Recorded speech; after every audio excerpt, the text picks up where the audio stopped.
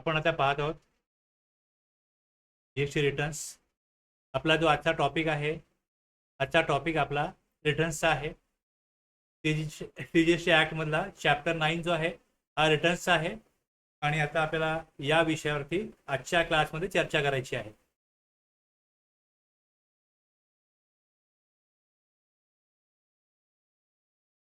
मी लगेच सुरू करणार आहे हा विषय.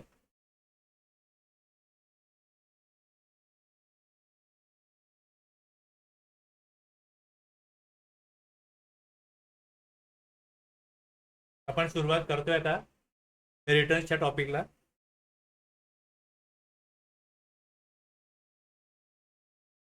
तर याच्यामध्ये सेक्शन 37 जो आहे, सेक्शन 37 जो आहे हा जीएसटी 1 संबंधित आहे. सेक्शन 38 जो आहे हा जो ITC अवेल केला जातो, इनवर्ड सप्लाय जो येतो तिथे कम्युनिकेशन 2A 2B या विषयामध्ये हा सेक्शन आहे. त्यानंतर रिटर्न जो आहे जीएसटी 3B, हे मुख्य 3 सेक्शन आहेत. पहिले 37, 38 आणि 39. या 3 सेक्शनला आपण पहिले व्यवस्थित समजून घेणार आहोत आणि त्यानंतर पुढे सेक्शन 44 जो आहे हा GSTR 9 संदर्भातला आहे, ॲन्युअल रिटर्न जो आहे.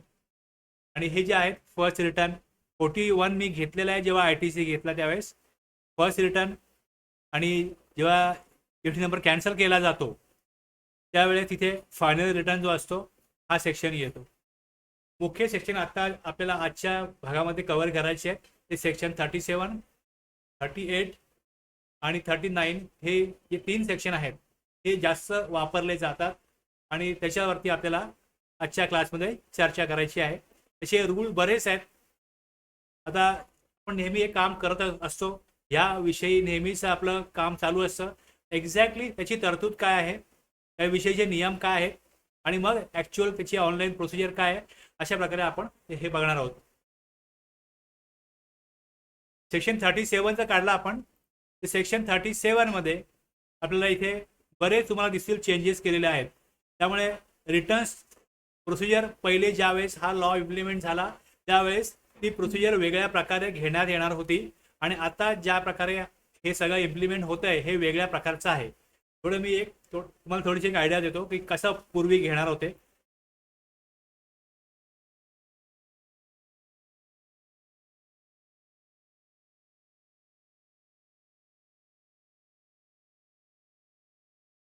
GSTR 1 ची डेट जी आहे आउटवर्ड सप्लाय हा प्रत्येक टॅक्सपेअरनी सबमिट करायचा 10 तारखेला असं ठरलं होतं. पहिल्याच्या जुलै 17 ज्यावेळेस हा लॉ इम्प्लिमेंट केला गेला त्यावेळेस अशा प्रकारचा तिकडे प्रोसिजर ठरवण्यात आली होती की काय केलं जाईल. पहिले GSTR 1 जो आहे 5 होईल, त्यानंतर 15ला म्हणजे जो महिना संपेल, महिना संपल्यानंतर नेक्स्ट मंथच्या 10th पर्यंत GSTR 1 जो आहे हा अपलोड करायचा. त्यानंतर GSTR 2A हा रिसिपिएंटला दिसेल. तो दिसल्यानंतर ह्या 2A मध्ये जर प्रॉपर इनवॉइस सप्लायरने अपलोड केले नसतील तर रिसिपिएंट त्याच्या GSTR 2 मध्ये कंटेंट एडिट करू शकेल. इथे एडिट केलेले रेकॉर्ड्स असतील ते रेकॉर्ड्स, समजा माझे 4 इनवॉइस होते पण माझ्या सप्लायरने 3च दाखवले, किंवा माझे 3 इनवॉइस दाखवले पण त्याच्यामध्ये अमाऊंटमध्ये काही मिसमॅच आहे, तर मग मी काय करीन, ॲज अ रिसिपिएंट GSTR 2 मध्ये बदल करीन. आणि ते बदल केल्यानंतर मग काय होईल की जो सप्लायर आहे त्या सप्लायरला त्यांनी जो आउटवर्ड सप्लाय दाखवला आहे त्यामध्ये रिसिपिएंटला काय बदल अपेक्षित आहेत त्याच्याकडे असलेल्या इनवर्ड सप्लाय प्रमाणे, इनवॉइस प्रमाणे ते बदल जर केले असतील तर GSTR 1A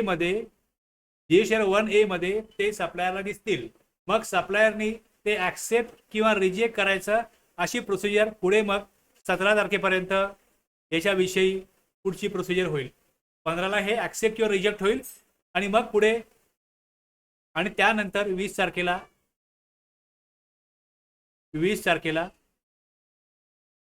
GSTR 3 भरायचा. आता 3B बघतोय आपण. 3B त्यावेळेस तसा नव्हता. GSTR 3 मध्ये हे या प्रकारचं लेंग्दी प्रोसिजर GSTच्या अगोदरच्या कायद्याच्या रिटर्नमध्ये होती. आता हे काही नाहीये. आता 2 जो आहे हा नाहीये. 1A बघतोय आपण. हा 1A आता वेगळ्या प्रकारचा आहे. 2A आपल्याकडे आला प्लस आता 2B आणलेला आहे. मग हे सगळं जे आहे हे कशा प्रकारे वर्क होतं आणि याच्या तरतुदी ज्या आहेत या बदलल्यामुळे काय होते, ॲक्टमध्ये तुम्हाला बरीच इकडे काही सेक्शन डिलीट केलेत, बरेच सेक्शन एडिट केलेत, या प्रकारे तुम्हाला दिसेल. त्यामुळे हे एडिटिंग 38 पूर्वी वेगळ्या प्रकारचा होता, आता तो वेगळ्या प्रकारे आहे. त्यामुळे तिकडे पण बदल झालेले आहेत. आणि ऑफकोर्स 39 मध्ये पण 2B आल्यामुळे पण त्यामध्ये काय बदल झाले आहेत, कारण 2B हा पहिले कायद्यामध्ये नव्हताच. 2B हा अगदी नंतरच्या काळात आता आला. त्यामुळे त्यानुसार तुम्हाला या 3 सेक्शनमध्ये बऱ्याच तिथे एडिट केलेल्या कंटेंटमध्ये दिसेल ॲक्टमध्ये. आपण येऊया आता सेक्शन 37 जो आहे. तुम्हाला थोडीशी मी आयडिया दिली की ह्यात बदल झाल्यानंतर आत्ताचा लॉ जो आहे त्याप्रमाणे आता आपण हे सेक्शन समजून घेत आहोत. तर याच्यामध्ये सेक्शन 37 मध्ये 5 सेक्शन दिसत आहेत. 37(1) मध्ये कोणाला GSTR 1 फाईल करायचा हे येईल. 37(2) हा जो आहे हा वगळण्यात आलेला आहे. त्यानंतर अमेंडमेंट करण्यासाठी कशा प्रकारे अमेंडमेंटची प्रोसिजर आहे हे 37(3) मध्ये आहे. GSTR 1 कुठल्या केसमध्ये फर्निश करता येत नाही आहे. आणि दुसरं एक 37(5) मध्ये टाइम लिमिट अमेंडमेंट कधीपर्यंत करता येईल हे दिलेलं आहे. अशा प्रकारे आउटवर्ड्स अप्लाय जो आहे तो GSTR 1 मध्ये फर्निश केला जातो रजिस्टर्ड पर्सनकडनं. हे रजिस्टर्ड पर्सन कोण असतात हे आलेलं आहे 37(1) मध्ये. याच्यामध्ये एक मुख्य तरतूद आहे प्लस त्यामध्ये आणखीन खाली पुढे 2 प्रोव्हायझो आहेत. आता याच्यामध्ये डायरेक्टली तो मराठी अर्थ जो आहे तिथे की याच्यामध्ये हे जे GSTR 1 आहे एक स्टेटमेंट आहे ज्याला मराठीत विवरण म्हणतात. हे विवरण कोणाला द्यायचं आहे, GSTR 1 कोणाला फाईल करायचं आहे, तर प्रत्येक रजिस्टर्ड व्यक्ती, पण तो कोण नसेल, ID नसेल. ID करता वेगळा फॉर्म आहे GSTR 6. त्यानंतर NRTP करता वेगळा फॉर्म आहे, नॉन रेसिडेंट टॅक्सेबल पर्सन करता GSTR 5. कंपोजिशन स्कीम जे घेतात त्यांच्याकरता CMP 08 हे क्वार्टरली असतं. आता इयरली GSTR 4 आहे. त्यानंतर TDS TCS ज्यांच्याकरता ही तरतूद अप्लिकेबल आहे त्यांच्याकरता वेगळा फॉर्म आहे GSTR 7 GSTR 8. हे व्यक्ती सोडून जे इतर रजिस्टर्ड व्यक्ती आहेत त्यांनी काय फाईल करायचं आहे, तर GSTR 1 फाईल करायचं आहे. त्यामध्ये माहिती कुठली द्यायची आहे, आउटवर्ड्स अप्लाय विषयी, गुड्स सर्व्हिसेस आणि जो कर कालावधी आहे, म्हणजे जर रिटर्न मंथली असेल तर मंथली, आणि जर का क्वार्टरली असेल तर हे कशा प्रकारे येईल हे पुढे येईल. हे ऑनलाईन द्यायचं आहे आणि नियम जो आहे पुढे याचा रूल जो आहे 59 त्यामध्ये सांगितलेल्या अटी व पद्धत यानुसार द्यायचं आहे. कधी द्यायचं आहे, आता सेक्शन जर वाचला तर सेक्शनमध्ये 10 तारीख होती, पण आता ती नोटिफिकेशन काढून काय केले 11 केलेली आहे. त्यामुळे 11 तारखेपर्यंत महिना संपल्यानंतर नेक्स्ट मंथच्या पुढील महिन्याच्या 11 तारखेपर्यंत वाढवलेल्या तारखेप्रमाणे हे द्यायचं आहे. आता ही माहिती दिल्यानंतर ही जी इन्फॉर्मेशन आहे ही सबमिट केल्यानंतर ही माहिती जी सप्लायरनी भरलेली GSTR 1 मध्ये ती रिसिपेंटच्या GSTR 2A मध्ये दिसते, 2B मध्ये दिसते, GSTR 4A 6A. आता जे कंपोजिशन डीलर आहेत त्यांच्याकडे 4A मध्ये दिसते आणि 6A 6 जो आहे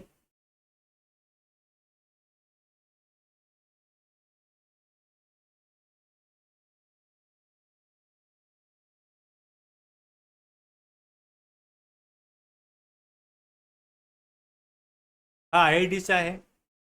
मग त्याप्रमाणे तिकडे हेड ऑफिस जो आहे तो GSTR 6 टाकत असेल तर मग 6A मध्ये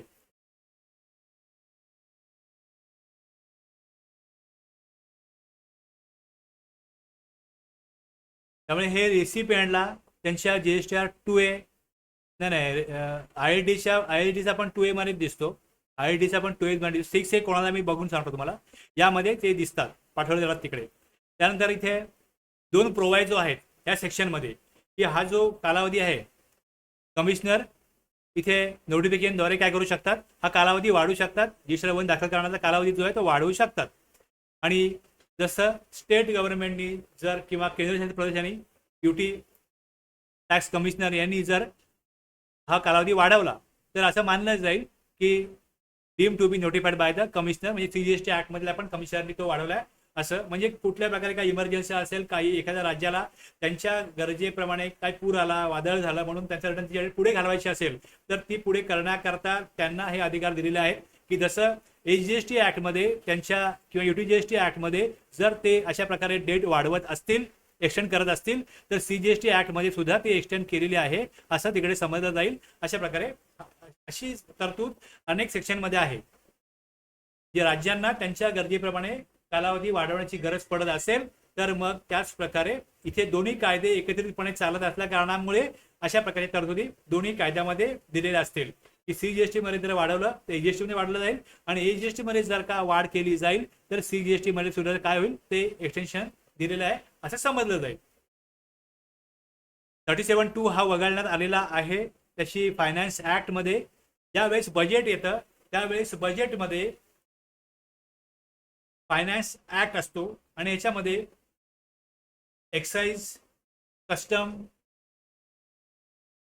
त्यानंतर आता GST आहे, या कायद्यामध्ये काय बदल करायचे आहेत याविषयी तरतुदी ज्या आहेत त्या फायनान्स बिलमध्ये येतात, आणि मग त्या फायनान्स बिलद्वारे नंतर ते फायनान्स बिल पास होतं, संसदेमध्ये मांडलं जातं बजेटच्या वेळेस, आणि नंतर ज्या वेळेस त्याला मान्यता मिळते त्यानंतर त्याचं कायद्यामध्ये रूपांतर होतं आणि तिकडे फायनान्स ॲक्ट येतो.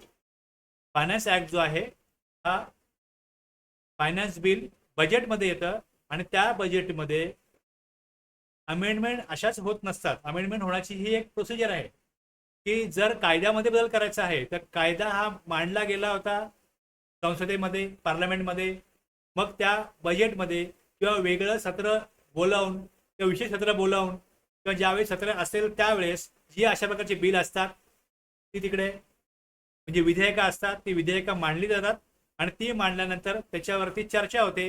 म्हणजे सरकार पक्ष आणि संसदेमध्ये सरकार पक्ष आणि विरोधी पक्ष हे एकत्रितपणे त्यांचं ही जबाबदारी आहे, काम आहे की त्यांनी कायदा बनवावा राज्याकरता, देशाकरता, अशा प्रकारचं व्यवस्था राहण्याकरता कायदे बनवायचे आहेत, हे त्यांचं काम आहे. त्याप्रमाणे ते तिकडे त्यांच्या ज्यावेळी सत्र असेल पार्लमेंटचं, संसदेचं, त्यावेळेस ते मांडतील, आणि त्यानंतर तिथे जेव्हा मांडलं जातं त्यावेळेस हे पब्लिकली अवेलेबल होतं की आता बजेट येणार आहे, तर बजेटमध्ये आपल्याला कळणार आहे किंवा काय फायनान्स ॲक्टमध्ये GST बाबत नवीन तरतुदी काय करणार आहेत का, एक्झिस्टिंग तरतुदी आहेत त्यामध्ये काय बदल होईल, काय अमेंडमेंट असतील, नवीन सेक्शन ॲड करायचे असतील तर ते होतील. पण हे सगळं आपल्याला अगोदरच कळतं.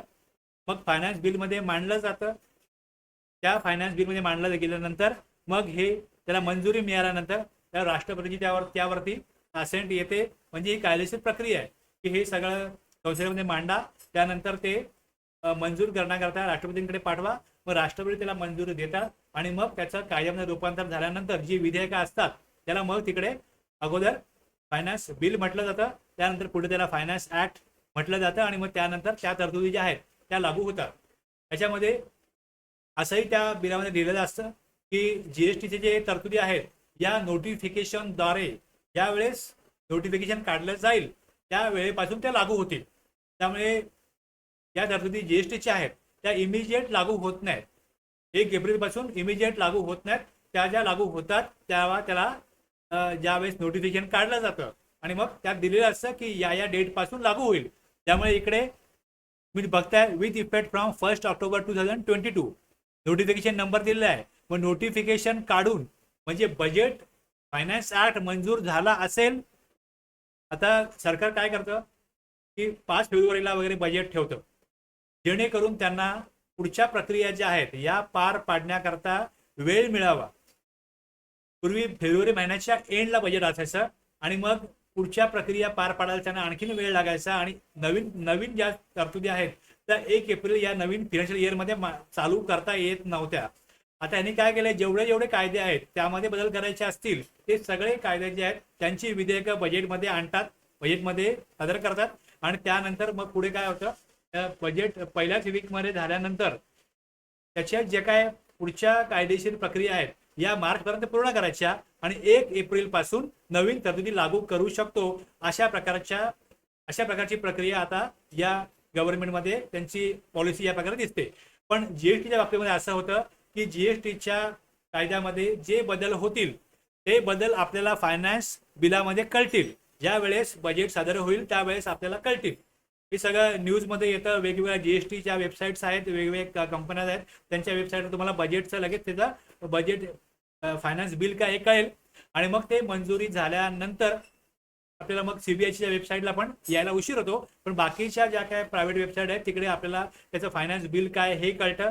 फायनान्स ऍक्ट बनल्यानंतर मग ते कळतं आणि त्यानुसार मग काय होतं ते सीबीआयच्या पोर्टलला पण येतं की फायनान्स ऍक्ट नवीन काय आलेलं आहे. मग तिथे इमिजिएटली आपल्याला कळतं की त्याच्यामध्ये कुठल्या फायनान्स ऍक्टला कुठला सेक्शन आहे, त्या कुठल्या सेक्शनमध्ये काय तरतूद होती, नवीन तरतूद काय आहे. मग जुन्या तरतुदी वगळणं किंवा जुन्या तरतुदीमध्ये काय बदल करणं आणि नवीन तरतुदी आहेत त्या ऍड करणं, नवीन सेक्शन्स ऍड करणं, सेक्शन सबसेक्शन क्लॉज ते काही ऍड करता येतं. हे सगळं फायनान्स ऍक्टद्वारेच होतं. नियम जे आहेत, रूल जे आहेत, हे नियम सरकार कधीही बनवू शकतं, कधी बदलू शकतं.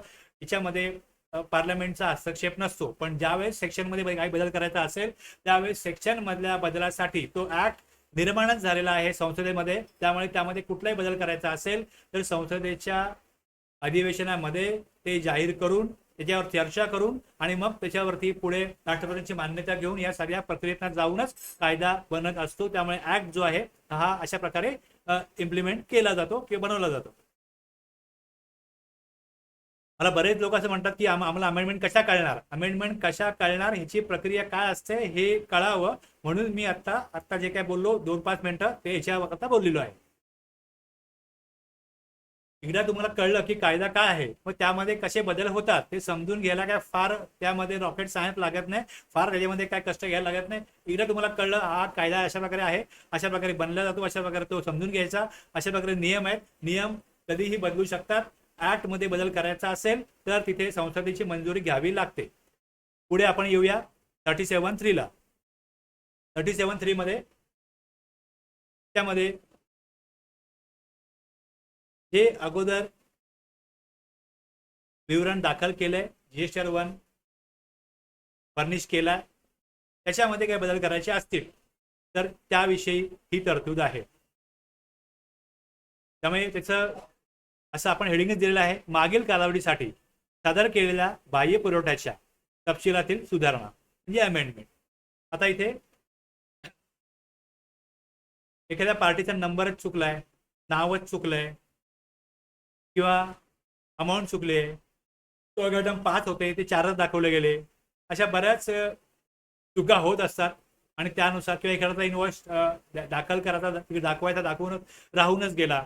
अशा प्रकारे कुठल्याही रजिस्टर्ड व्यक्तीने सप्लायरनी जर का चूक केली असेल रिटर्नमध्ये किंवा त्याचा इनवॉइस एखादा राहिला असेल तर तो तपशील सादर केले आहेत, त्यात कुठली बदल आहे, चूक आहे, त्रुटी आढळल्यास दुरुस्ती करता येते. हे सगळं जे आहे त्याचा पण नियम आहेत, त्या नियमानुसार आहे. आणि जर अमाऊंट कमी दाखवली गेली आहे, जास्त अमाऊंट दाखवायची होती, मग त्याच्यावरती जे काय व्याज देय होईल मग ते व्याज सुद्धा त्यामध्ये जीएसटी 3 मध्ये भरताना ते भरावं लागेल. तर या प्रकारे इथे फक्त आउटवर्ड सप्लाय हा फर्निश करायचा असतो. आउटवर्ड सप्लाय फर्निश केल्यानंतर जर त्याच्यामध्ये कुठली लायबिलिटी वाढत असेल किंवा लायबिलिटी निर्माण होते ती जीएसटी 3 भरली जाते.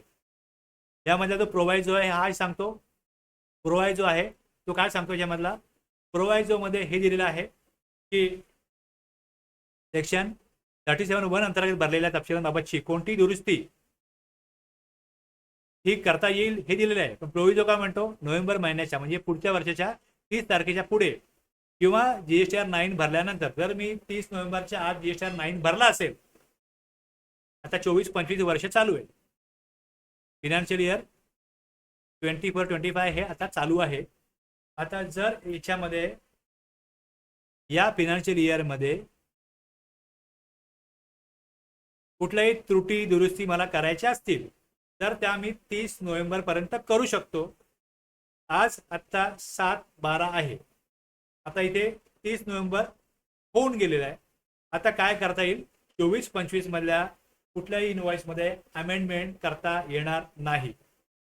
पण जर 30 नोव्हेंबरच्या आत करायची आहे आणि 30 नोव्हेंबरच्या आत जर ॲन्युअल रिटर्न म्हणजे GSR 9 जर फाईल केला 30 नोव्हेंबरच्या आत, मग तिथे अमेंडमेंट करता येणार नाही. एकतर 30 नोव्हेंबर, मी 30 नोव्हेंबर नंतर GSR 9 फाईल केलाच नाही तर मग 30 नोव्हेंबर, आणि 30 नोव्हेंबरच्या आत जर मी GSR 9 फाईल केला तर मग ती डेट आहे, त्या डेट नंतर मला कुठल्याही प्रकारचे बदल GSR 1 जे मी एप्रिल ते मार्च मध्ये भरले 24-25 मध्ये, त्यामध्ये बदल करता येणार नाही. इथपर्यंत मला वाटतं क्लिअर झाला असेल.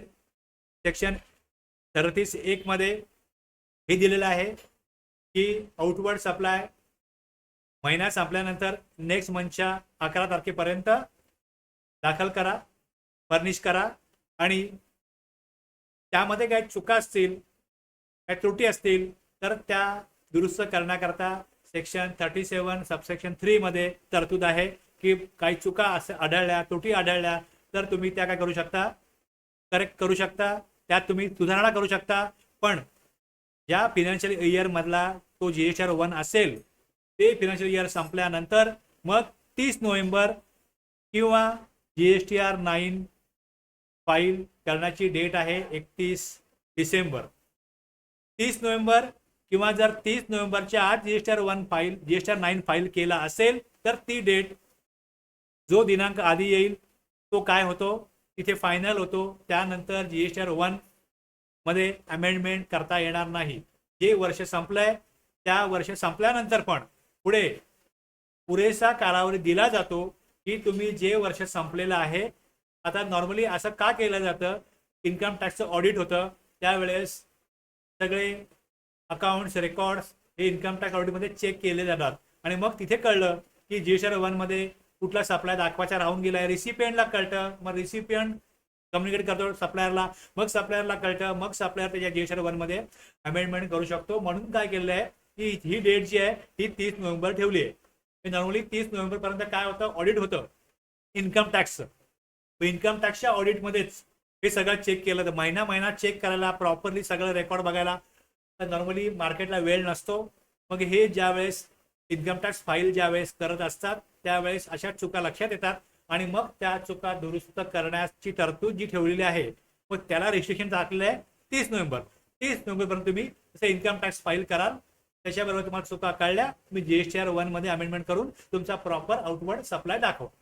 उद्देश याचा हा आहे. 37(1) मध्ये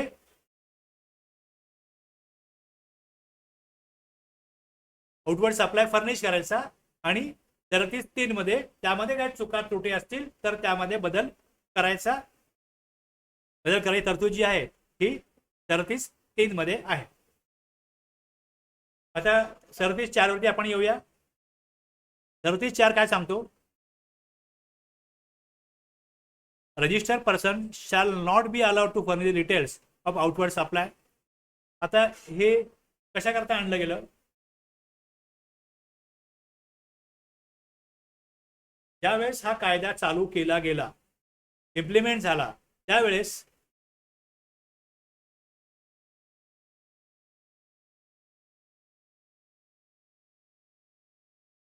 जुलै 17,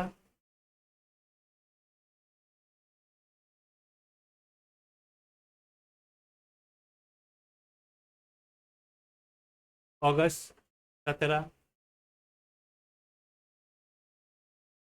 सप्टेंबर. पहिले GSTR 1 भरा, मग GSTR 3B फाईल करा. GSTR 1 मग GSTR 3B, GSTR 1 मग GSTR. पण इथे अशा प्रकारे पोर्टलचं बिहेवियर होतं की 3B फाईल न करता पण नेक्स्ट मंथचा GSTR1 फाईल करता येत होतं. ही अमेंडमेंट होण्यापूर्वीपर्यंत असंच चालू होतं की तुम्ही फक्त GSTR1 फाईल करा, म्हणजे इथे रजिस्टर्ड पर्सन जो आहे हा 37(1) नुसार कोणत्याही कर कालावधीसाठी आउटपुट सप्लाय त्याला दाखल करण्याची परवानगी आहे ती तो करत होता आणि त्याला कुठलेही रिस्ट्रिक्शन नव्हतं. आता ह्यात काय टाकलं त्यांनी, परवानगी नसते किंवा जर मागील कोणत्याही कर कालावधीत आउटवर्ड सप्लाय मागील कोणत्याही कालावधीत जर मागील कोणत्याही कर कालावधीत आउटवर्ड सप्लाय तपशील त्याने दाखल केले नसतील, म्हणजे जर मागचा GSTR1 त्यांनी फाईल केला नसेल तर नेक्स्ट मंथचा GSTR1 भरता येणार नाही. म्हणजे पूर्वी काय करायचे लोक, टॅक्सपेअर काय करायचे की GSTR1 फाईल करायचे आणि मग तो जसा पुढे 2A आला, 2A मध्ये कळायचं की आलेला आहे GSTR1 फाईल केलाय, आपलं रिसिपेंटला हे कळायचं की आपली इन्फॉर्मेशन जी आहे ही गव्हर्नमेंटकडे सप्लायरने आपल्याला सबमिट केलेली आहे. पण सप्लायर GSTR3B भरत नव्हता. GSTR3B न भरता GSTR1 किती महिन्याचे फाईल करता येत होते आणि त्यामुळे कर चोरीला एक प्रकारे मोठा दरवाजा ओपन होता.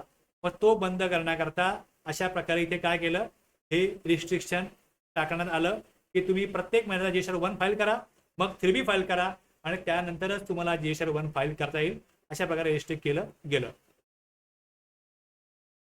तर यामध्ये प्रोव्हायडर काय सांगतो की केंद्र सरकार GST काउन्सिलच्या शिफारसीवरून नोटिफिकेशन काढून ठराविक अटी व निर्बंधाच्या अधीन राहून करदाता किंवा करदात्याच्या वर्गाला 37(1) अंतर्गत तपशील दाखल करण्याची परवानगी देऊ शकते, जर त्याने एक किंवा अधिक मागील कर कालावधीसाठी आउटवर्ड सप्लायची तपशील दाखल केलेले असेल तरी पण. हे विशेष परिस्थितीमध्ये ही गव्हर्नमेंटकडे एक पॉवर आहे या सेक्शनच्या प्रोव्हायडरमध्ये की रिटर्न त्याने सगळे भरले नसतील तरी पण त्यांना अशा प्रकारची परवानगी दिली जाऊ शकते. आता इथे एक स्पष्टीकरण आहे, एक्सप्लेनेशन त्या सेक्शनमध्ये. डिटेल्स ऑफ आउटवर्ड सप्लायच्या अभिव्यक्तीत इनवॉइसेस, आउटवर्ड सप्लायमध्ये काय काय येतं ते invoices, debit note, credit note आणि रिवाइज इनवॉइस. ज्यावेळेस नवीन नंबर घेतला जातो त्यावेळेस आपण बघितलं होतं इनवॉइसच्या टॉपिकमध्ये सेक्शन 31 मध्ये त्याच्या रूलमध्ये की रिवाइज इनवॉइस नावाचा कन्सेप्ट जे आहे, जर तुम्ही विसरला असाल तर तो टॉपिक लगेच जाऊन वाचा क्लास संपल्यानंतर. ज्यावेळेस सप्लाय केला जातो त्यामध्ये कुठली व्हॅल्यू वाढली असेल, इनवॉइसच्या अगेन्स्ट कुठली व्हॅल्यू वाढत असेल तर सप्लायर डेबिट नोट इश्यू करतो आणि जर कुठली व्हॅल्यू कमी होत असेल तर इनवॉइसच्या अगेन्स्ट, म्हणजे इनवॉइस हा पहिले इश्यू व्हायला हवा आणि इनवॉइसमध्ये काही करेक्शन असेल तर मग सप्लिमेंटरी त्याला पुढे बदल करून डॉक्युमेंट जे बनवलं जातं ते डेबिट नोट आणि क्रेडिट नोट असतात. जर इनवॉइसच्या इन्फॉर्मेशनमध्ये, सप्लायच्या व्हॅल्यूमध्ये, टॅक्स रेटमध्ये कुठेही काही चुका झाल्या असतील तर त्यामध्ये त्या कारणामुळे जर टॅक्स वाढत असेल तर मग डेबिट नोट बनवा आणि जर टॅक्स कमी होत असेल तर मग क्रेडिट नोट इश्यू करा. अशा प्रकारे आपण सेक्शन 34 मध्ये बघितलेलं आहे. इनवॉइसचा सेक्शन 31 आहे, डेबिट नोट क्रेडिट नोटचा सेक्शन 34 आहे. त्यामुळे जेव्हा जेव्हा असा उल्लेख येईल आणि तुम्हाला जर त्याविषयी तेवढं माहिती नसेल तर तुम्ही ते सेक्शन बघणं गरजेचं आहे. सेक्शन 31 आणि सेक्शन 34 मध्ये ज्या तरतुदी आहेत त्या एकदम परफेक्ट असणं गरजेचं आहे. जे आउटवर्ड सप्लाय संदर्भात कोणत्याही करारी जारी केले असतील यांचे तपशील समाविष्ट असतील. ज्या ज्या वेळेस तिकडे असं डिटेल ऑफ आउटवर्ड सप्लाय येईल त्यावेळेस त्याचा अर्थ आहे, हे एक्सप्रेशन जे आहे आउटवर्ड सप्लाय म्हटलं तर त्या अभिव्यक्तीमध्ये invoice, debit note, credit note आणि रिवाइज इनवॉइस हे अपेक्षित आहे. हे त्यामध्ये जेव्हा शब्द येईल आउटवर्ड सप्लाईज तेवढा अर्थ हा घ्यायचा, invoice, revise invoice, credit note, debit note.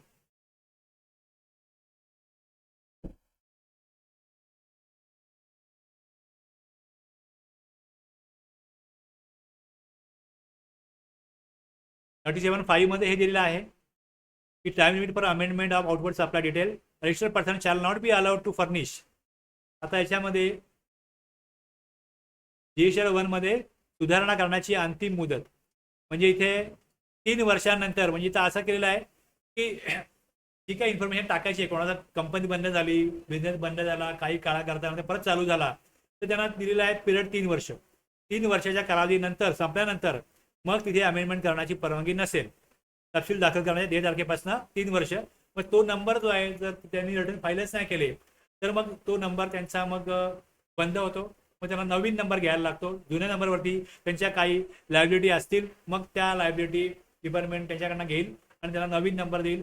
अशा प्रकारे जुना नंबर जो आहे 3 वर्षाचा त्यांनी रिटर्न फाईल केलं नाही तर मग त्यांना पुढे त्याच्याबद्दल रिस्ट्रिक्ट करतो 37.5 की तुम्ही काय करा, आता तुम्ही ते टाकूच शकत नाही. तो आता एक्सपायर होईल नंबर. तो नंबर जो आहे हा expire of the set period, तो पिरियड जसा एक्सपायर होईल तो नंबर सुद्धा मग पुढे त्यांचा बंद होईल आणि त्याला नवीन नंबरच मग. तुम्ही याविषयी बघा काय ॲक्च्युली केलं जातं. पण याचा उद्देश मला हाच वाटतोय की 3 वर्ष पिरियड ठेवला आहे. मग त्यानंतर पोर्टलवरती पण त्यांना डेटा जो आहे हा ठेवायचा नाही आहे. म्हणजे जो डेटा पोर्टलवरती प्रत्येक टॅक्सपेअरचा असतो त्याचा सर्व्हरवरती स्टोरेज वाढू नये, लोड वाढू नये. पुढे किती वर्षा डेटा ठेवायचा, 10 वर्ष, 20 वर्ष, 50 वर्ष, डेटा तर खूप वाढत जाईल. मग त्यामुळे सर्व्हरवरती लोड येऊ नये.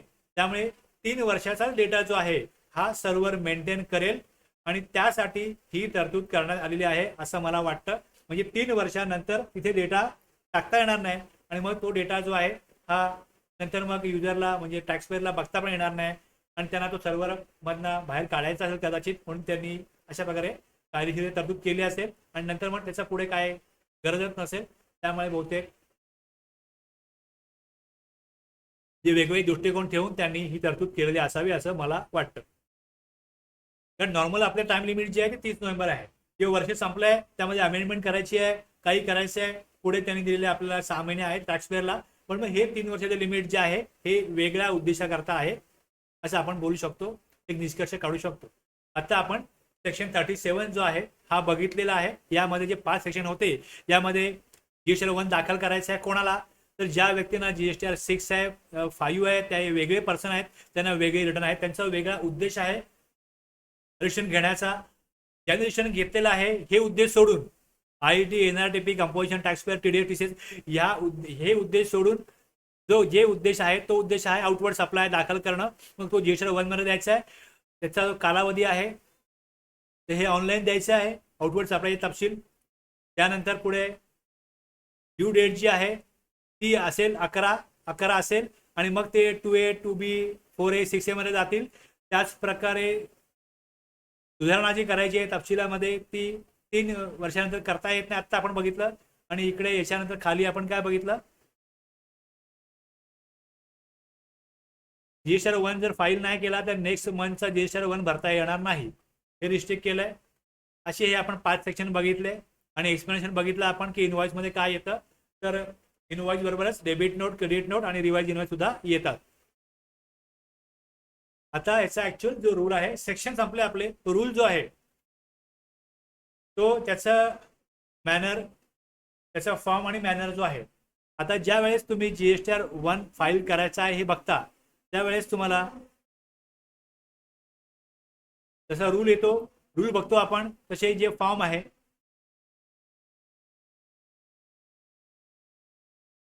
हा फॉर्म आहे.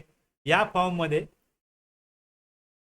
एक तरतूद आहे, एक रूल आहे. त्या नियमाप्रमाणे वर तुम्हाला दिसेल इकडे रूल कुठला आहे. हा रूल तुम्हाला दाखवतोय, सी रूल 59(1). या रूल प्रमाणे आउटवर्ड सप्लायज डिटेल जे आहेत हे इकडे हे फर्निश करायचे आहेत. आता इथे जसं लॉग इन करतो टॅक्सपेअर, त्याचं वर्ष, महिना चूज करतो, मग GST नंबर तर येणारच आहे, त्याचं नाव येणार आहे, ॲग्रिगेट टर्नओव्हर, हे 3 मुद्दे पहिले जातात. त्यानंतर चौथा मुद्दा जो आहे तो आहे मग इन्फॉर्मेशन कशा प्रकारे द्यायची. आता ह्यामध्ये जसं आपण पोर्टलला लॉग इन करू इथे आपल्याला काय दिसतं,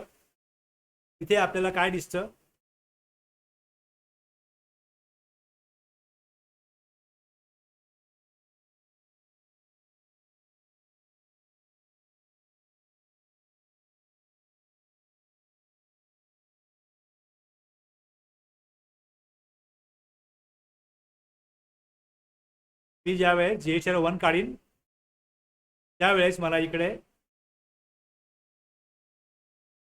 हे जे ओव्हर दिसतं 4A, 4B, 6B, 6C हे जे दिसतं किंवा इथे 5 आहे, 6A आहे, याचा जो अर्थ आहे हा समजून घ्यायचा असेल तर त्यासाठी तुम्हाला फॉर्म बघावा लागेल. बघा हे आपण अगोदर बघितलंय, पण आता आणखीन सिस्टमॅटिकली आपण हे समजून घेतो आहोत. आणखीन डिटेलमध्ये डीपमध्ये जाऊन हे समजून घेतो आहोत. त्यामुळे तुम्हाला रिपिटेशन जरी वाटलं तरी आपण नेक्स्ट लेवलचा आता इथे आपलं अंडरस्टँडिंग जे ते बिल्ड करतोय हे लक्षात घ्या. मी प्रत्येक वेळेस रिपीट ज्यावेळेस करतो त्यावेळेस माझा काहीतरी वेगळा उद्देश असतो की तुम्ही नेक्स्ट लेवलला या.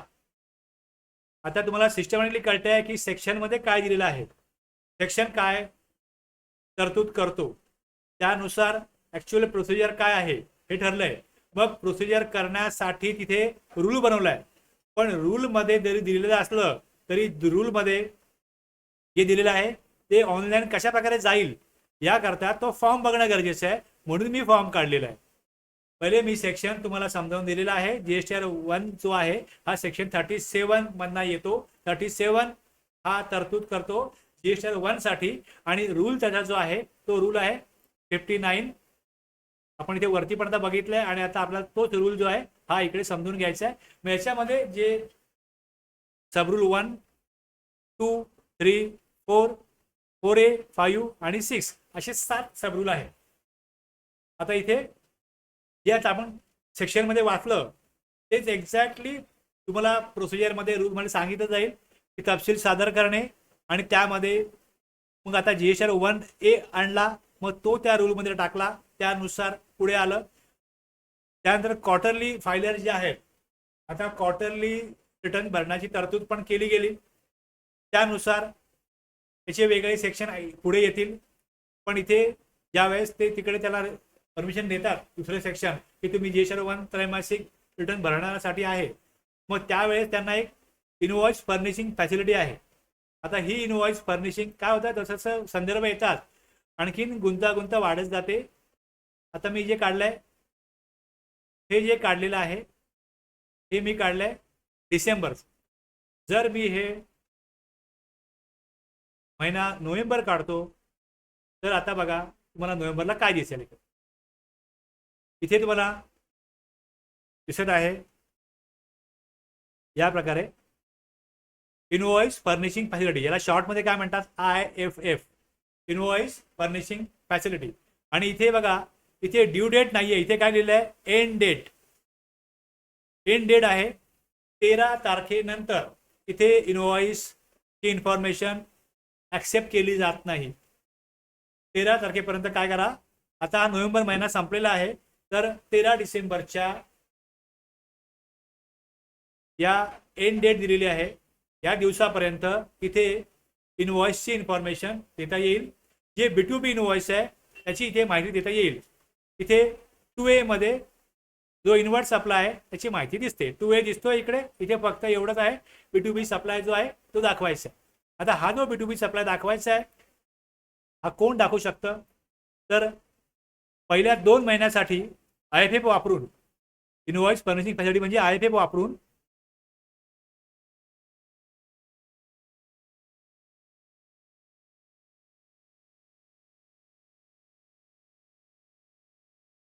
तपशील 50 लाखापर्यंत आहे. तर जेव्हा आपण हा रूल वाचू त्यामध्ये हे संदर्भ सविस्तर येतील. मुख्य मुद्दा आपण इथे लिहिलेला आहे की इथे काय करायचं आहे. थोडं मी ते फास्ट घेईन, फक्त इथे तुम्हाला मी मुख्य मुद्दा सांगतो की IFF मध्ये आणि जीएसटीआर 1 मध्ये पुनरावृत्ती टाळण्याकरता काय केलं आहे की एकदा जर तुम्ही IFF मध्ये ते इनवॉइस दिले तर मग जीएसटीआर 1 मध्ये ते पुन्हा डुप्लिकेट परत द्यायचे नाही. IFF वापरून जे इनवॉइस सादर केलेले आहेत त्याच तिमाहीसाठी तर जीएसटीआर 1 मध्ये ते पुन्हा सादर करण्याची आवश्यकता नाही. तर मी थोडा एक मुख्य मुद्दा सांगतो एक काय आहे. ज्यावेळेस इकडे दिलाय ऑप्शनल, ऑप्शनलचा अर्थ असा आहे की हा जो क्वार्टरली फायलिंगचा ऑप्शन ठेवलाय की तुम्ही 3 महिन्यामध्ये 3 मंथ्स मध्ये काय करा क्वार्टरली जीएसटीआर 1 फाईल करा. जीएसटीआर 3B हा पण क्वार्टरली फाईल करा. आता ह्या ज्या तरतुदी आहेत सरकारने काय केलं ज्यावेळेस जीएसटी ऍक्ट कायदा लागू केला त्यावेळेस त्यांनी रिटर्न मंथलीवरती आणलं. पण बऱ्याच राज्यांमध्ये छोट्या व्यापाऱ्यांसाठी रिटर्न्स जे होते वॅट मधले ते 6 महिन्याचे होते, 3 महिन्याचे होते. म्हणजे वर्षातनं 2दा रिटर्न फाईल केला तर व्यापाऱ्यांचं काम होत होतं. किंवा क्वार्टरली फाईल केला ज्यांचा थोडा बिझनेस मिडियम लेवलचा आहे तर त्यांना वर्षाला 4 वेळा रिटर्न फाईल करायला लागत होता. इथे त्यांनी जीएसटी कायद्यामध्ये काय केलं, पहिले तुम्ही GSTR 1 फाईल करा. यामध्ये रिसिपियंटनी काय अमेंडमेंट केली तर GSTR 1A येईल, मग त्याला तुम्ही ॲक्सेप्ट करा. त्यानंतर सप्लायरनी जर चुकीचा GSTR 1 भरला असेल तर 2A दिसेल, मग तुम्ही त्यामध्ये बदल करा. रिसिपियंट GSTR 2 भरा, तो सबमिट करा, मग त्याचा GSTR 1A मध्ये बदल जो आहे तो सप्लायरला दिसेल. आणि त्या एवढ्या सगळ्या प्रक्रियेनंतर GSTR 3 भरून फायनली पेमेंट करा. म्हणजे सप्लाय, आउटवर्ड सप्लाय आणि इनवर्ड सप्लाय हा समोरासमोर सरकारला आणायचा होता. आणि समोरासमोर आणून डिफरन्शियल अमाऊंट जी आहे ती कॅशमध्ये पे करा. ITC घेणार आहेत रिसिपियंट. सप्लायरनी लायबिलिटी डिक्लेअर केली का ती रिसिपियंटच्या GSTR 2A मध्ये येईल, तो 2 मध्ये ती ते रिसिपियंट जो इनवर्ड सप्लाय ॲक्सेप्ट करेल. GSTR 1 मध्ये आउटवर्ड सप्लाय आणि GSTR 2 मध्ये इनवर्ड सप्लाय हे समोरासमोर येणार. म्हणजे आउटवर्ड सप्लाय किती, ITC किती. जर लायबिलिटी जास्त आहे, ITC कमी आहे, तर डिफरन्शियल अमाऊंट ITC सेटअप करून कॅशमध्ये पे करायची. अशा प्रकारे काय त्यांनी केलं, तिकडे सिस्टम बनवली. आता या एवढ्या लेंथी सिस्टममध्ये रिटर्न्सचे चार्जेस जे आहेत हे मार्केटला खूप वाढले, 5 पटीने वाढले. आणि ईज ऑफ डुईंग बिझनेस करता आम्ही GST आणतोय हे सरकारचं जे काय म्हणणं होतं ते रिटर्नच्या पॉईंट ऑफ व्ह्यू बघितलं तर अतिशय चुकीचं आहे आणि खर्च वाढतोय बिझनेसेसचा असं दिसून आलं. त्यामुळे सुरुवातीच्या काळामध्ये गव्हर्नमेंटने काय केलं की क्वार्टरली रिटर्न्स अलाउ केले आणि त्यामध्ये रिटर्न छोट्या व्यापाऱ्यांनी 1.5 करोड टर्नओव्हर आहे त्यांना असं अलाउड केलं तुम्ही क्वार्टरली फाईल करा. आणि मोठे जे बिझनेस आहेत 1.5 करोडच्या पुढचे 2 कॅटेगरी पाडला, एक 1.5 करोडच्या आतले बिझनेस आणि 1.5 करोडच्या पुढचे बिझनेस. आणि मग त्यांना असं अलाउ केलं क्वार्टरली फाईल करा. पण ह्यामध्ये प्रॉब्लेम असा व्हायला लागला की जर एखादा छोटा बिझनेस एखाद्या मोठ्या बिझनेसला जर का आउटवर्ड सप्लाय करत असेल तर त्यांना ITC 3 महिन्यानंतरच मिळत होता. कारण की जोपर्यंत GSTR 1 फाईल करत नाही, 3 फाईल करत नाही, तोपर्यंत त्याची इन्फॉर्मेशन ज्यांचा रिटर्न मंथली आहे, म्हणजे ज्यांचा रिटर्न मंथली आहे त्यांना ITC मंथली मिळत नव्हता. मी हे सगळं सांगतोय याचा उद्देश एवढाच आहे की मला या ऑप्शनलचा अर्थ क्लिअर करायचा की ऑप्शनलचा अर्थ काय तिकडे. आता इथे काय केलं, मोठे व्यापारी सरकारवर नाराज झाले आणि त्यांनी हे सांगितलं की तुम्ही 3 मंथ्स काढल्यामुळे आम्हाला 1 मंथचा ITC मिळत नाही आणि छोट्या बिझनेसेस असल्यामुळे त्यांच्याकडनं आम्हाला सप्लाय घ्यावा लागत असला, म्हणजे काही रिपेअरिंग आहे, मेंटेनन्स आहे, मोठ्या कंपन्यांना जे काय त्यांचे मशिनरीचे पार्ट्स आहेत किंवा मशिनरीचा मेंटेनन्स आहे हे जे काय करणारे जे त्यांचे सप्लायर आहेत ते 3 मंथ्समध्ये असू शकत नाहीत कारण ते छोटे आहेत किंवा ट्रान्सपोर्टर आहेत किंवा असे कुठलेही कन्सल्टंट आहेत, हे सगळे 3 मंथ्समध्ये होते. आणि मोठ्या कंपन्या या 1 मंथमध्ये होत्या. मग त्यांचं मोठ्या कंपन्यांचं म्हणणं असं झालं की आम्हाला काय होतं, मंथली ITC मिळत नाही. मग नंतर पुढच्या काळामध्ये सरकारने सुधारणा करून जी मूळ तरतूद आहे ही 1.5 करोडच्या व्यापाऱ्यांकरता होती ती 5 करोडची केली. आणि त्यामध्ये असं केलं की तुम्ही IFF आणला. या IFF मध्ये त्यांनी काय केलं की इथे दिलं ऑप्शनल.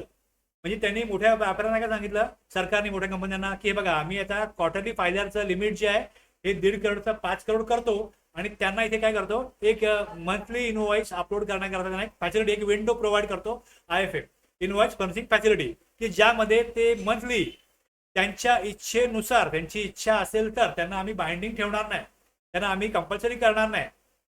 सरकार कायदेशीररित्या रिटर्न तुम्ही क्वार्टरली फाईल करा आणि आउटवर्ड सप्लाय तुम्ही ऐच्छिक आहे दाखवा, अगर दाखवू नका त्याबद्दल त्यांना सूट दिलेली आहे. कुठलाही फाईन लागत नाही, कुठलीही पेनल्टी लागत नाही. आणि त्यांना काय सांगितलं की तुम्ही काय करायचं आहे, तुम्ही पेमेंट मात्र मंथली करायचं आहे.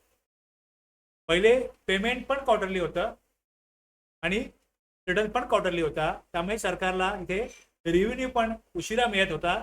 त्यामुळे सरकारने त्यामध्ये स्वतःचा पण फायदा बघितला आणि मोठ्या कंपन्या आहेत त्यांनाही सांगितलं की आम्ही त्यांना आता ऑप्शन दिलाय, तुम्ही त्यांना बाइंडिंग करा, तुमच्या बिझनेसचा पॉईंट ऑफ व्ह्यू तुमच्या कॉन्ट्रॅक्टमध्ये त्यांना सांगा की रिटर्न तुम्हाला मंथली तुम्हाला IFF मध्ये मंथली इनवॉइस दाखवावे लागतील, जेणेकरून आम्हाला ITC मिळेल, आम्हाला ITC मिळायला पाहिजे.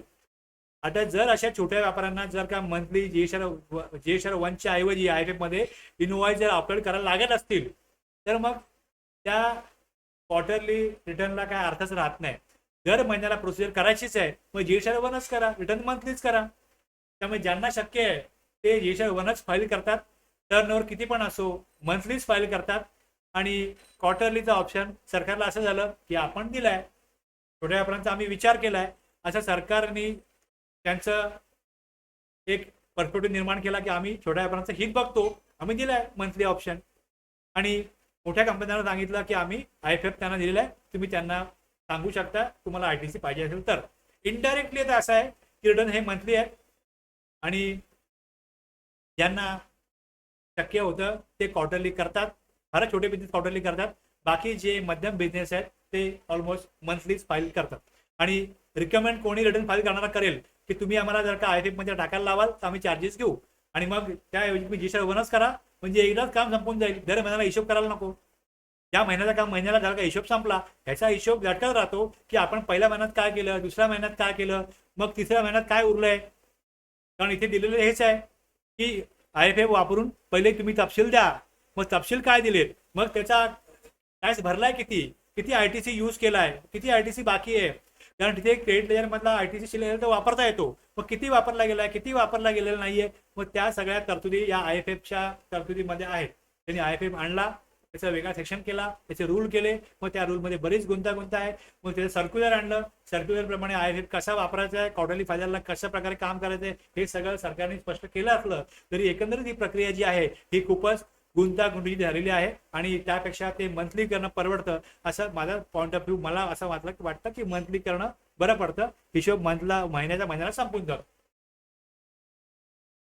हा एक मध्यम मार्ग सरकारने काढलाय की आम्हालाही आमचा रेव्हेन्यू मिळाला पाहिजे आणि क्वार्टरली फायद्याला क्वार्टरली करा, आणि जे ज्यांना ITC पाहिजे त्यांनी क्वार्टरली वाल्यांना काम दिलं असेल तुम्ही त्यांच्याकडनं त्यांना सांगून IFF मध्ये इन्व्हॉल्व टाकायला लावा, जेणेकरून तुम्हाला ITC मिळेल. जर तुम्हाला हे स्पष्ट झालं असेल तर रिप्लाय करा यस, म्हणजे मी पुढे जाऊ शकतो. यस रिप्लाय करा.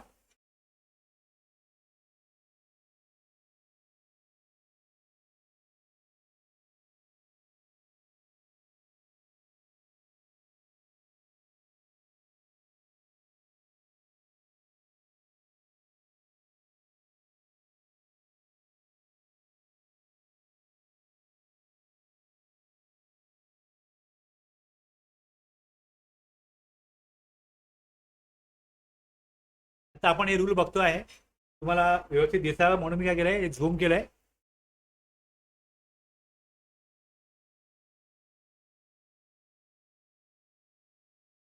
ओके, बघा आता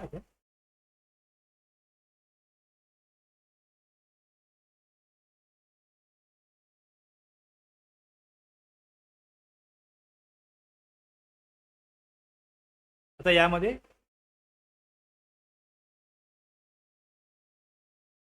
GSR 1 दाखल करण्यासाठी बाह्य पुरवठा तपशील म्हणजे आउटवर्ड सप्लाईज सादर करण्याचा फॉर्म आणि पद्धत.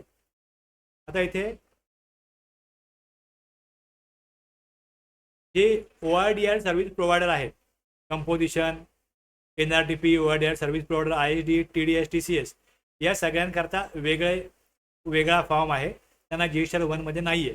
पण इथे स्पेसिफिकली दिलंय की रजिस्टर व्यक्ती ORDR करता वेगळा फॉर्म आहे आणि GSR 1 मध्ये महिन्यासाठी किंवा तिमाहीसाठी लागू असल्याप्रमाणे इथे इलेक्ट्रॉनिक पद्धतीने काय करायचं आहे, कॉमन पोर्टल मार्फत. आता ज्यावेळेस हे भरायचं आहे त्यावेळेस इथे तुम्हाला परत दिसेल की कशा प्रकारचा फॉर्म तिथे दिलेला आहे. जे मी इकडे दिलेलं आहे हे 4A. मग हे तुम्हाला क्लिअर झालं पाहिजे की 4A म्हणजे काय आहे, 4A काय, 4B काय, 4C काय, 4A, 4B, 4C हे सगळं आपल्याला समजून घ्यायचं आहे. इकडे मग 5 आहे. आता हे लिमिट जे आहे पूर्वी 2.5 लाख होतं, आता हे 1 लाख केलं, हे 1 लाख केलं. मग 6 आहे, 7 आहे. मग ह्याप्रमाणे या फॉर्ममध्ये दिल्याप्रमाणेच तुम्हाला इथे पोर्टलला आपण इकडे आता मी हा क्वार्टरली वाल्याचा फॉर्म होता, हा मी काय करतो इकडे, एक मिनिट, मी इथे जर का ह्याचं डिसेंबर काढलं तर मला डिसेंबरला सगळे कॉलम दिसतील बघा. इथे तुम्हाला 4A 4B 6B 6C हे जे दिलेले आहेत एक्सपोर्ट इनवॉइस 6A मध्ये. तर जे रजिस्टर व्यक्ती आहेत, रिसिपियंट आहेत, त्यांना त्यांनी कॅटेगराईज केलेत. थोडक्यात कशा प्रकारे कॅटेगराईज केलेत बघा इकडे.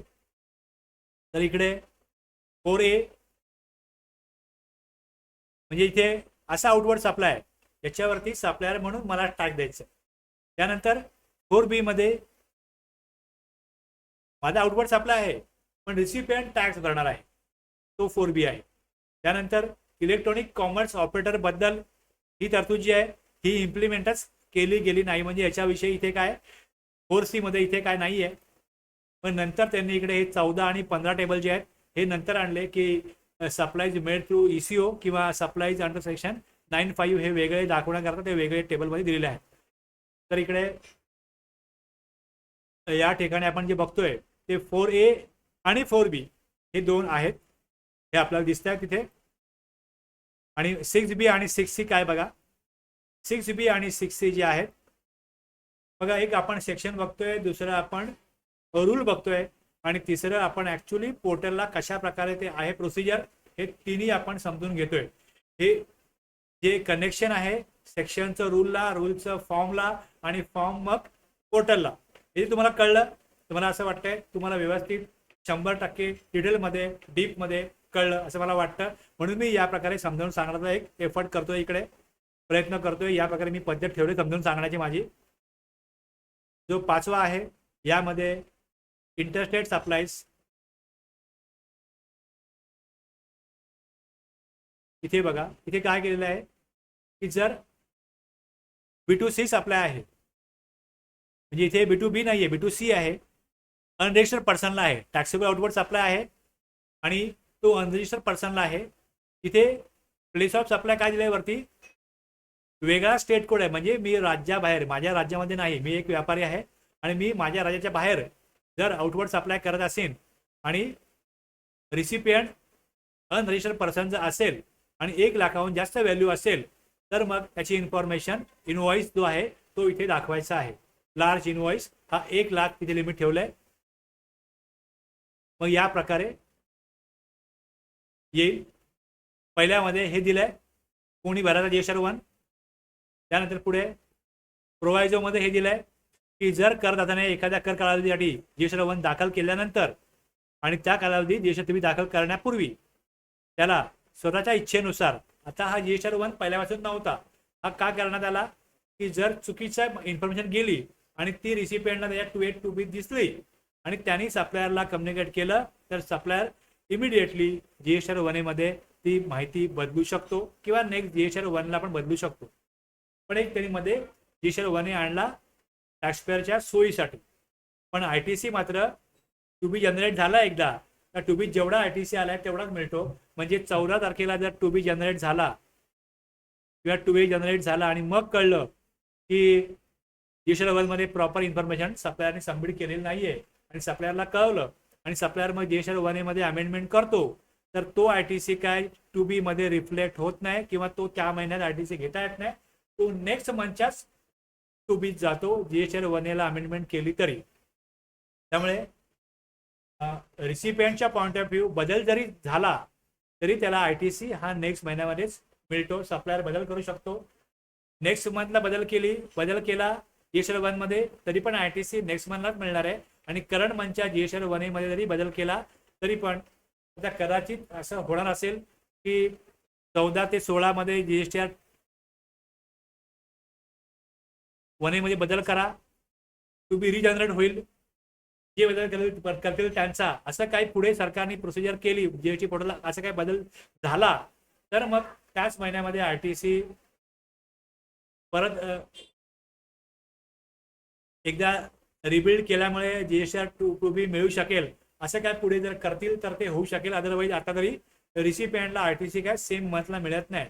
सप्लायरला टॅक्स दिलेला आहे, सप्लायरनी चुकीचं दाखवलंय ITC कमी मिळणार आहे किंवा मिळणार नाहीये तर 1A मध्ये टाकला तर तो पुढच्याच महिन्यात मिळेल, या महिन्यात काय ITC मिळत नाही.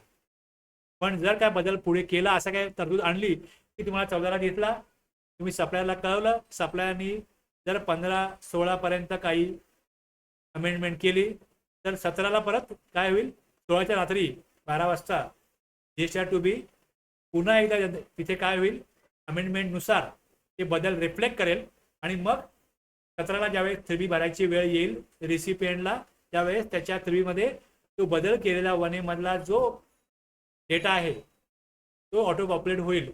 असं केलं जाऊ शकतं. जर ते झालं तर मग सेम मंथला ITC मिळू शकतो, पण आता तरी तो सेम मंथला मिळत नाही.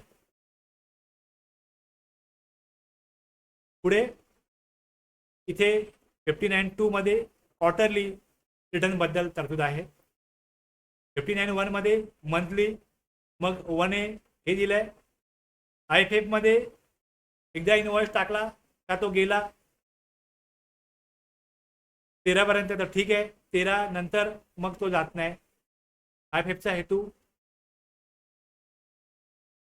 IFF म्हणजे अशी सुविधा की क्वार्टरच्या पहिल्या आणि दुसऱ्या महिन्यातील B2B invoices maximum 50 lakh per month limit ठेवलं त्यांना, वेळेवर रिसिपियंटच्या GSTR रिफ्लेक्ट होते. उद्देश हा आहे की रिसिपियंटला ITC द्यायचा असेल तर दाखवा, अदरवाईज ऑप्शनल आहेत. रिटर्न क्वार्टरली आहे, पण रिसिपियंटला ITC मंथली मिळू शकतो, म्हणून IFF इथे ऑप्शनली ठेवलेला आहे. इथे उद्देश काय होता, QRMP योजना आणली छोट्या व्यापाऱ्यांकरता, पण QRMP मुळे मध्ये काय होतं, QRMP म्हणजे काय, इथे रिटर्न तुम्ही क्वार्टरली करा, पेमेंट मंथली करा, आणि IFF मध्ये इनवॉइस फर्निशिंग फॅसिलिटीद्वारे एक वेगळी विंडो आहे, एक वेगळा तिथे ऑप्शन दिलाय, ज्यातनं काय होईल, रिटर्न क्वार्टरली जरी असला तरी मंथली रिसिपियंटना ITC वेळेवर मिळत नव्हता, ज्यांना द्यायचा असेल त्यांना तुम्ही काय करा, IFF मध्ये इनवॉइस दाखवा. सगळे दाखवले पाहिजे असं काही नाहीये, जे रिसिपियंट मागत असतील तेवढे इनवॉइस दाखवा. म्हणजे ज्यांना तुम्ही माल विकला ते म्हणा आम्हाला ITC मंथली मिळायला पाहिजे, त्याला तुम्हाला ऑर्डर देऊ, मग अशा वेळेला त्यांना उपयोग पण होईल की चला मंथली तुम्हाला आम्ही IFF मध्ये टाकू. तर या समस्येवरती उपाय म्हणून IFF इनवॉइस फर्निशिंग फॅसिलिटी आणलेली आहे. तिथे 1 ते 13 तारखेमध्ये IFF मध्ये इनवॉइस दाखवायचे, आणि रूल 26 प्रमाणे काय होतात ते ऑथेंटिकेट होतात. म्हणजे ते DSC वापरून ते सबमिट करा किंवा OTP वापरून सबमिट करा, ते तिकडे दाखल केले जाऊ शकतात. QRMP स्कीम जी आहे ती 5 करोडपर्यंत टर्नओव्हर असलेले करदाता जे आहेत 39(1) प्रोव्हिजनमध्ये येईल पुढे ते, याप्रमाणे IFF वापरून मंथली इनवॉइस दाखल करण्याची त्यांना परमिशन दिलेली आहे.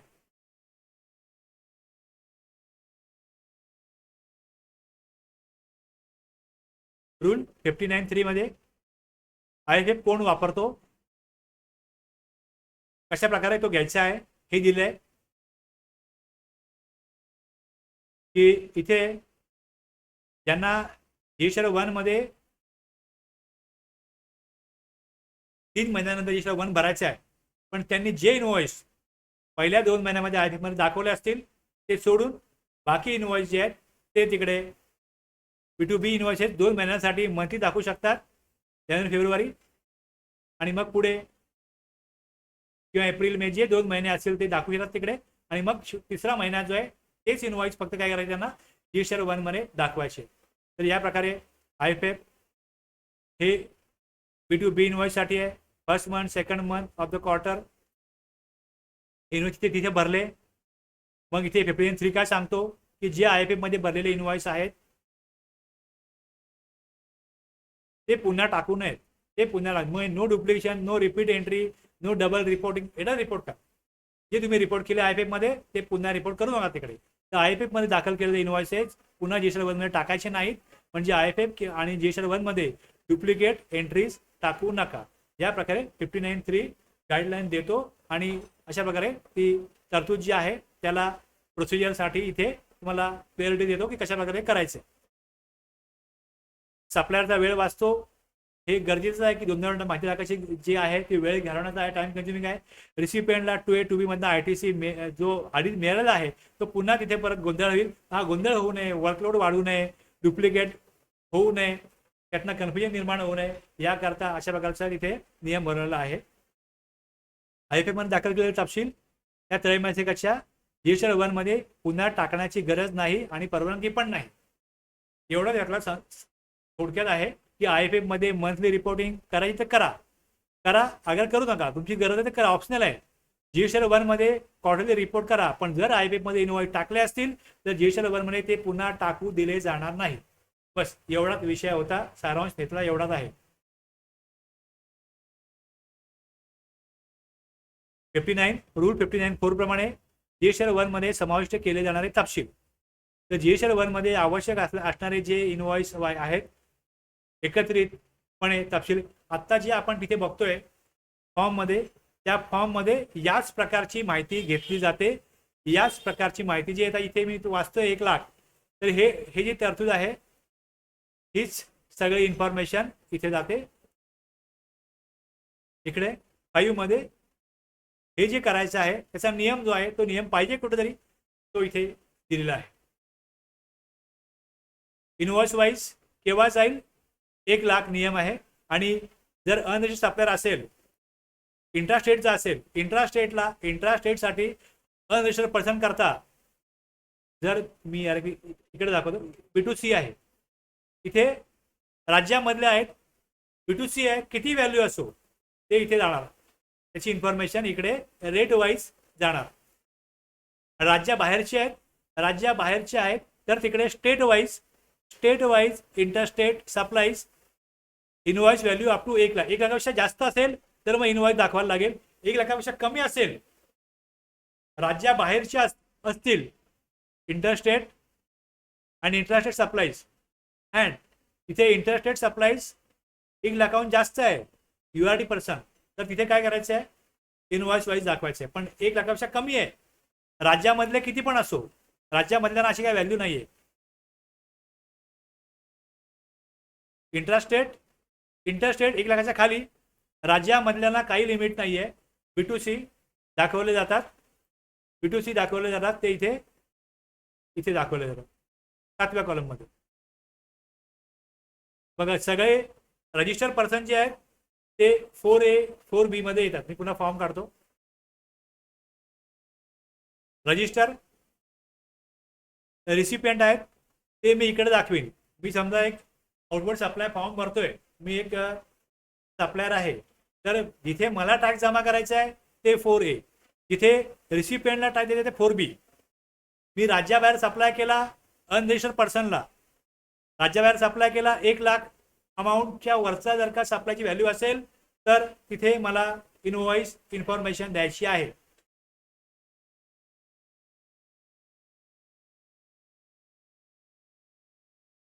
आणि हा जो 7वा आहे हा अनरजिस्टर्ड पर्सन, इथे स्टेट वाईज असते म्हणून इकडे इंट्रा पण आहे आणि खाली इकडे इंटर पण आहे. म्हणजे इथे कागदावरती अशा प्रकारे मांडलं त्यांनी, पण पोर्टलला असं येतं इकडे की जे राज्याबाहेरचे रिसिपियंट असतील 1 लाखापेक्षा कमी अमाऊंट आहे सप्लायची, ते इकडे दाखवा एकत्रितपणे कन्सोलिडेटेड. आणि राज्यामधले B2C किती अमाऊंट असो इकडे रेट वाईज दाखवायचं आहे. स्टेट वाईज रेट वाईज इकडे इन्फॉर्मेशन जाते.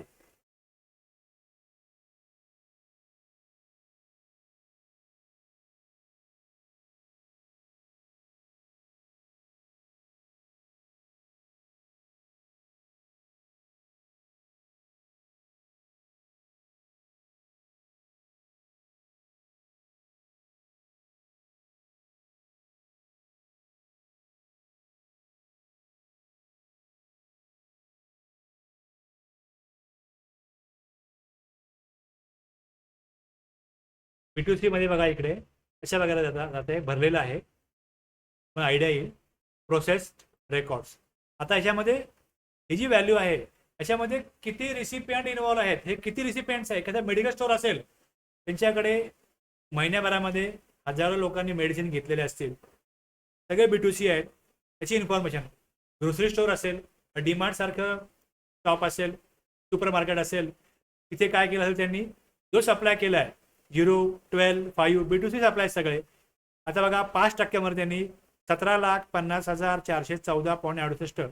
डीमार्टला तर असा करोडोमध्ये आकडा येईल की किती तुम्ही सप्लाय केलाय, रेट काय सांगा. स्टेट इथे महाराष्ट्रच आहे. जर राज्याबाहेर केलं तर इथे ते राज्य येईल. चूज करायला लागतं तिकडे. ज्यावेळेस ते टाकतो त्यावेळेस चूज करायला लागतं. ज्यावेळेस हे भरायचं असतं त्यावेळेस ते चूज करावं लागतं आणि त्याप्रमाणे ते करता येतं. मग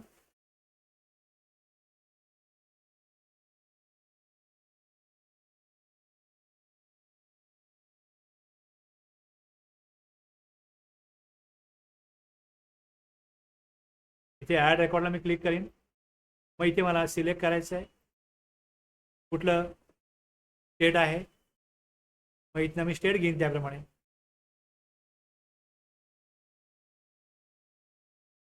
कुठल्या स्टेटला सप्लाय केला आहे ते स्टेट इथे घ्यायचं आहे. सेम स्टेट आहे तर मी महाराष्ट्र घेईन. मग इथे मला टॅक्सेबल व्हॅल्यू सप्लाय व्हॅल्यू मी टाकीन इकडे. आता असे जेवढे इनवॉइस असतील सगळ्याची मिळवून तिथे काय केलं जाईल, टोटल केली जाईल आणि मग तिथे रेट चूज केला जाईल की रेट किती आहे.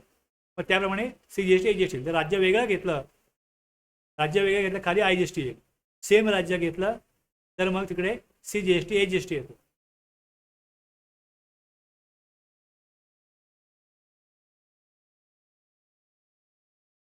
खाली त्याप्रमाणे येईल. हा जो 1000 आकडा आहे हा इथे 1 लाख 10 लाख 1 करोड किती असू शकतो. एकूण टोटल टॅक्स रेटची किती असेल ती टोटल केली जाते. हे जे लोक बिलिंग करतात त्या बिलिंग सॉफ्टवेअरमध्ये हा डेटा रेडी मिळतो आणि तो इथे एका क्लिकमध्ये अपलोड पण होतो. म्हणजे हे जे तुम्ही बघताय जे मी मला अगोदर दाखवलं ज्या महिन्याचं हे इथे काय मॅन्युअली टाकलेलं नाही आहे. जी व्हॅल्यू आहे ही डायरेक्टली टॅलीमधनं टॅली प्राईममधनं डेटा इथे अपलोड केला जातो. इथे जसं दिसतंय एका क्लिकमध्ये सगळा डेटा जो आहे हा एका क्लिकमध्ये येतो.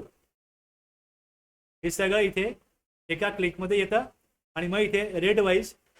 आता जर ऑडिट करायला जाल तुम्ही तर तिकडे तुम्हाला त्यांच्या सॉफ्टवेअरमध्ये वर्षभरातला हा महिन्याभराचा त्याचं जे त्यांनी सेल केलंय मग तिकडे तुम्ही सेल रजिस्टर काढाल.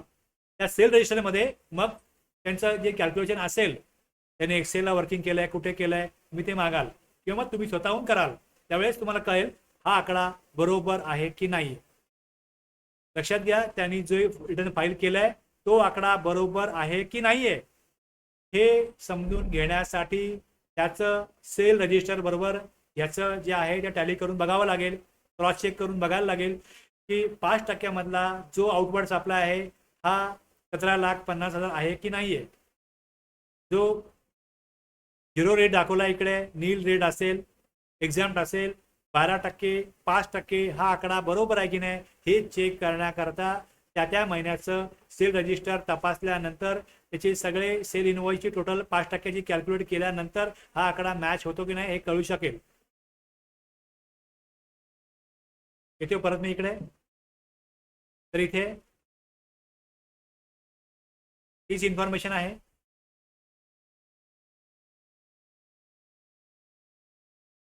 हे जे 1 लाखाचं आहे मी एक्सप्लेन केलं. बाकी माहिती एकत्रितपणे द्या. कन्सोलिडेटेड हे दिले तिकडे. डेबिट नोट क्रेडिट नोट हे हिशोबात घेऊन घ्या. हे समाविष्ट करायचे आहेत ते विचारात घ्या. हे सगळं विचारात घेऊन ती व्हॅल्यू इथे कॅल्क्युलेट केली जाते.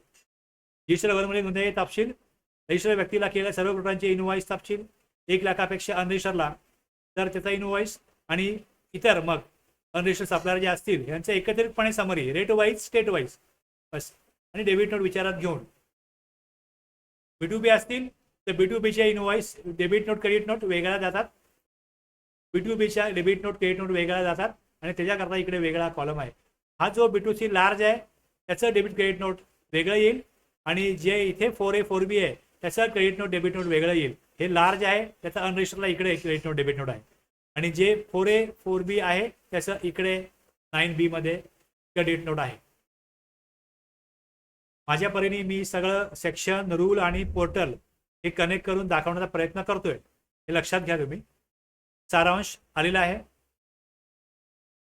जे वर लिहिलंय तेच खाली इकडे परत सोपा अर्थ दिलाय मराठीतला तेच इथे फक्त याच प्रकारे वरती ब्लॅक मध्ये आहे खाली इथे कलर मध्ये तेच आहे सगळं. हा जो त्यांनी 1A जसा आणला 1A साठी त्यांना मग या रूल मध्ये अमेंडमेंट 4A करायला लागली आणि तेच 4A मध्ये जसं तुम्ही 1ला देता त्याच प्रकारे जीएसटीआर 1 प्रमाणेच 1A मध्ये पण ही अमेंडमेंट, ही इन्फॉर्मेशन कशी द्यायची आहे, डुप्लिकेट आहे कम्प्लिटली. जशी इन्फॉर्मेशन तिकडे 1ची आहे त्याच प्रकारे 1A आहे. 1 भरल्यानंतर त्यानंतर टू बी आल्यानंतर 1A ऍक्टिव्हेट होतो.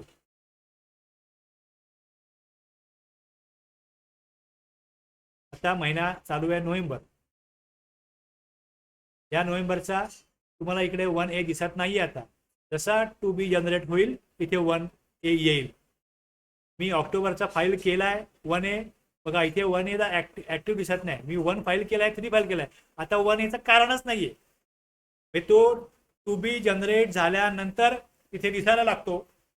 आणि एकदा का 3B फाईल झाला का मग त्याला अशा प्रकारे इकडे रिस्ट्रिक्ट केला जातो की तुम्ही त्या बदल करायचा नाही.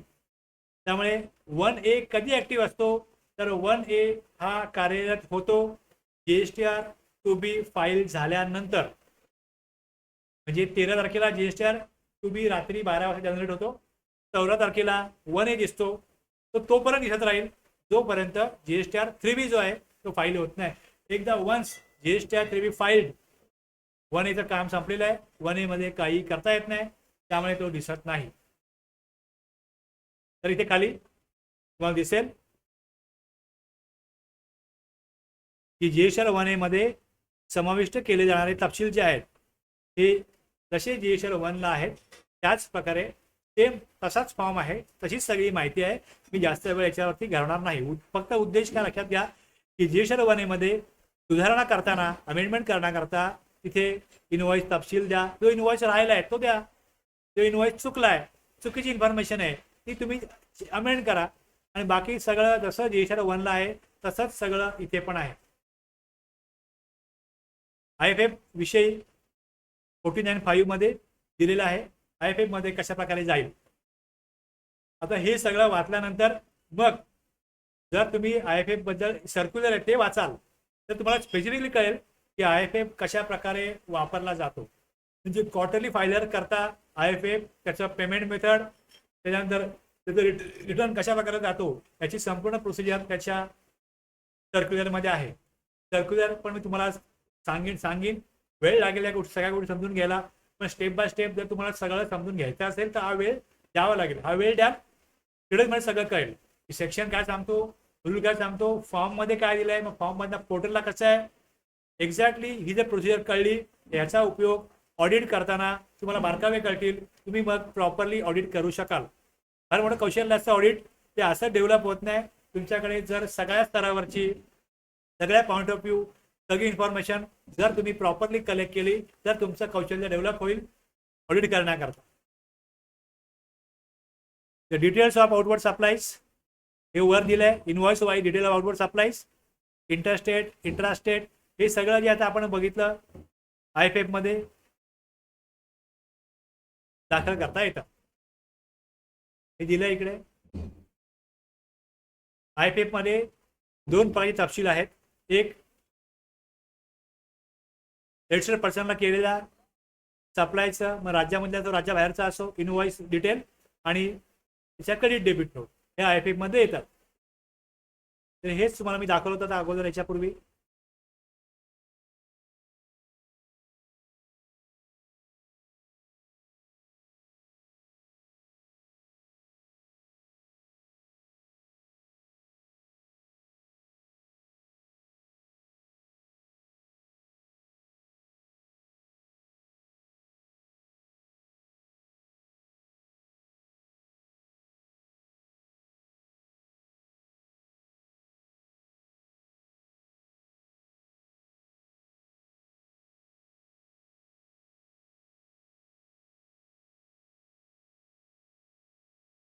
बघा इथे 4A, 4B, 6B, 6C, B2B, says हे दिसते आणि क्रेडिट डेबिट नोट हे आहे. या प्रकारे IFF मध्ये हीच इन्फॉर्मेशन देता येईल. हे जसं पोर्टलला बघतोय तसं सांगतोय आणि मी खाली त्याच प्रकारे काय केलं याचा इथे स्क्रीनशॉट पण टाकलेला आहे. IFF मध्ये फक्त B2B इनवॉइस डिटेल्स आणि अशा पूर्वी जारी केलेल्या बीजकांवर इनवॉइसवरती चालू महिन्यात जारी केलेल्या जर काही असेल डेबिट नोट, क्रेडिट नोट दाखल करता येतील. महत्त्वाचा मुद्दा काय आहे हे दिले, हे पण वाचा. मी जे बोललोय ते आता वेळ जास्त घालवत नाही. आयपीएफ सादर करण्याचा निर्बंध, रिस्ट्रिक्शन्स. यात पण आयपीएफ मध्ये पण रिस्ट्रिक्शन्स काय आहेत की अगोदरच्या महिन्यामध्ये जीएसटीआर 3B दाखल केलेला नाहीये, आयपीएफ मध्ये माहिती भरता येणार नाही. 39(1) प्रोव्हिजननुसार 3B करत नसेल तर पुढे आयपीएफ मध्ये करता येणार नाही. त्यानंतर 88C रूल बघितला आपण. 88C मध्ये त्यांना नोटीस गेलेली आहे, त्यात त्यांनी उत्तर दिलेलं नाहीये, तर मग इथे आयपीएफ भरता येणार नाही.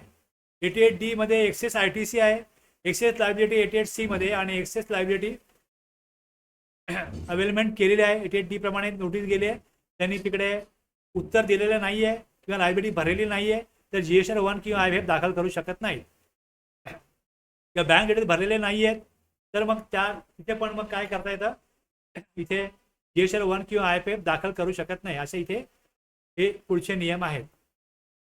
इथे जीएसटीआर 1 किंवा आयपीएफ तेव्हाच भरता येतो जेव्हा मागच्या महिन्यात 3B भरलेला आहे, मागच्या महिन्यात जीएसटीआर 1 भरलेला आहे. 88C नुसार काय नोटीस आले आहे, इंटिमेशन आले आहे, त्याला त्यांनी रिस्पॉन्स दिलेला आहे, उत्तर दिलेलं आहे, आणि बँक डिटेल्स भरलेले आहेत, हे सगळं ओके आहे. तर तुम्हाला रुटीन तुमचं जे इनवॉइस आहेत ते भरता येतील. सप्लायरला या प्रकारे दिलेलं आहे. इथे आपण आपला जो सेक्शन 37 जो आहे हा इथे आपण संपवत आहोत, आणि इथे आता आपण थांबू शकतो. 11:30 वाजलेले आहेत.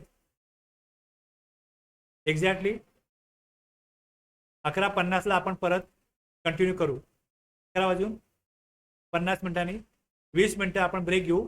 20 मिनिटानंतर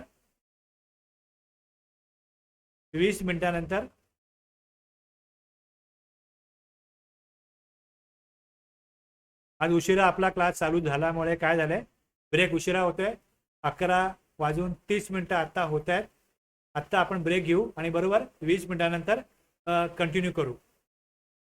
पुढचा सेक्शन जो आहे, पुढचा भाग जो आहे सेक्शन 38चा, आणि पुढचा जो भाग आहे त्याच्यानंतरचा तो आपण ब्रेक नंतर कंटिन्यू करू. इथे मी हा क्लास थांबवतो आता, आणि ब्रेक नंतर आपण कंटिन्यू करू.